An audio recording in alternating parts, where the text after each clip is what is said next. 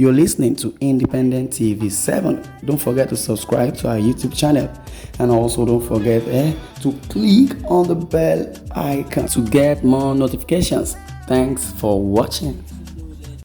Yeah, you're listening to Independent TV 7. As a Sunday, Igboho prays against war in first video since release from prison. So that means there is a video already trending online, and then since the first video, Igboho was recently released from a prison in Benin Republic.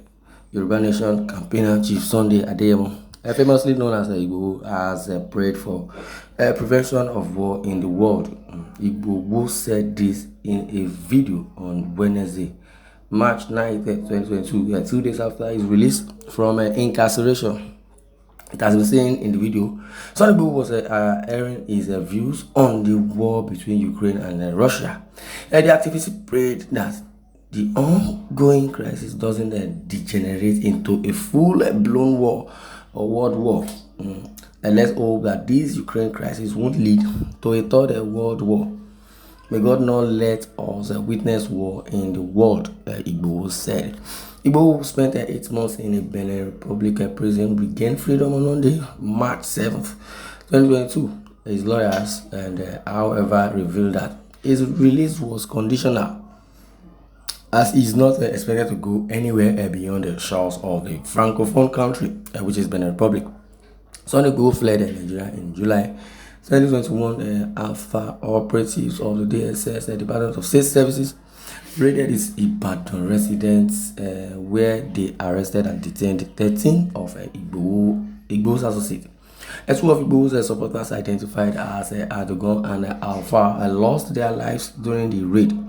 The Department of State Services DSS also alleged that 7 AK-47 rifles were recovered during the raid on Isuka residence on July 1st, as well as 3 pump-action guns, 30 fully charged AK-47 magazines, 5,000 rounds of 7.62 mm ammunition, 5 cutlasses, 1 jackknife, 1 penknife, 2 pistol holsters, a pair of binoculars, a wallet containing $5 local and international driver licenses in his name, ATM cards, a German residence permit number Y02N6K1NY bearing Igboho's name, Sunday Adeyemo, 2 whistles, 50 cartridges, and 18 walkie-talkies. That is what they said they met in his possession. Well, others were 3 charm jackets, traditional body armor, 2 laptops, 1 Toshiba, and 1 compact laptop, Igboho's passport, and those of his aides. Now, the DSS had accused Sunday Igboho and his associates of planning to unleash a violent insurrection against the Nigerian state, according to the DSS.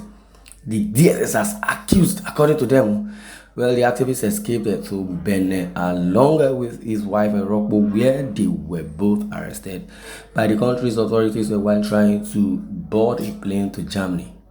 Rokbo, who is Igboho's wife, was released shortly after, but her husband was detained in Cotonou on the allegation of a criminal association related crime.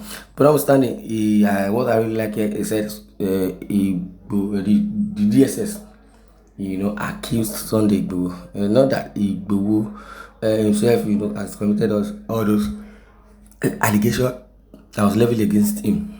So, Sunday Igboho, please, for your own interest, keep me fair. Don't offer any statement for now. I also beg the journalist, so please stop interviewing this man. Well, he stopped talking. He does not stop talking. What God will do. That is yastic. So, when he was talking, well, the same person or people that were, trying to castigate him. Now, he has been arrested. Though you have said a whole lot well, but God, in His infinite mercy, will guide him.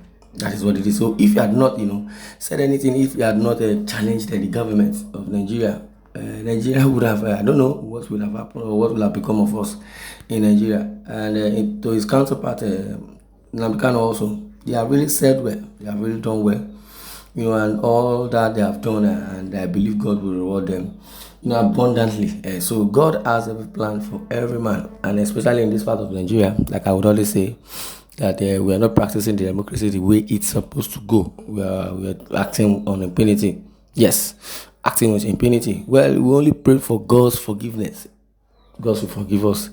Though we should know that we all have a craft that we portray, or let me say, a negative or evil habit, which is not really palatable to God. But notwithstanding, I would say we need to tell God to forgive every one of us. That is what it is. So if we need to tread, we tread carefully, and God is still the ultimate.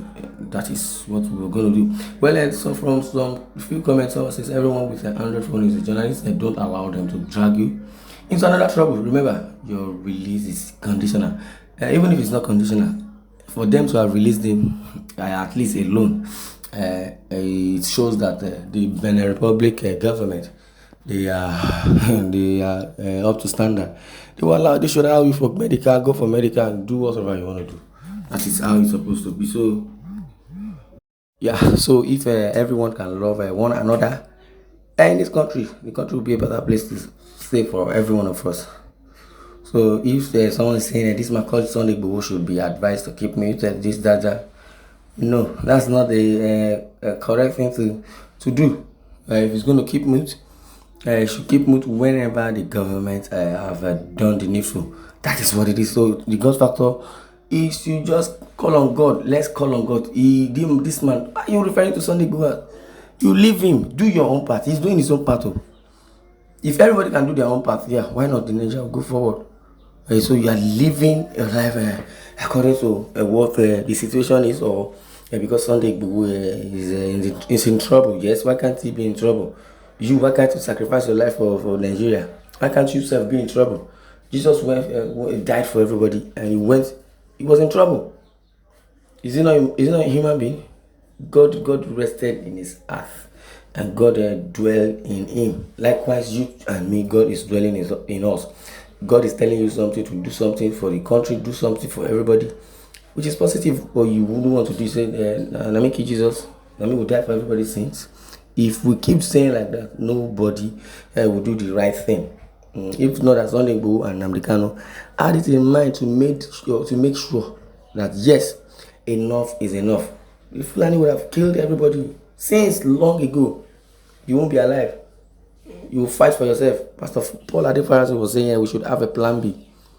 He's saying, why would the pastor tell the congregation to have a plan B in Nigeria? Because there's a problem in Nigeria. Can't he pray? Can't he fast and pray? Oh, salvation is personal. He's just advising you to have a plan B. He has a plan B. His plan B is God. My own plan B is God. What is your plan B? So God is my own plan B, because I already have a direction where I would, take it from. But I handed over everything to God, that God should take control. That same way, Sunday Igboho had a plan B. Nnamdi Kanu also has a plan B. So you too, what is your plan B? You sit down there, start complaining, telling Sunday Igboho, you should have done that. He's a Yoruba activist. No, complain enough. They only gave him a conditional release. Yes, to go and attend to his medical. I saw Sunday Igboho, I was happy. He's looking healthier. So what are we now saying?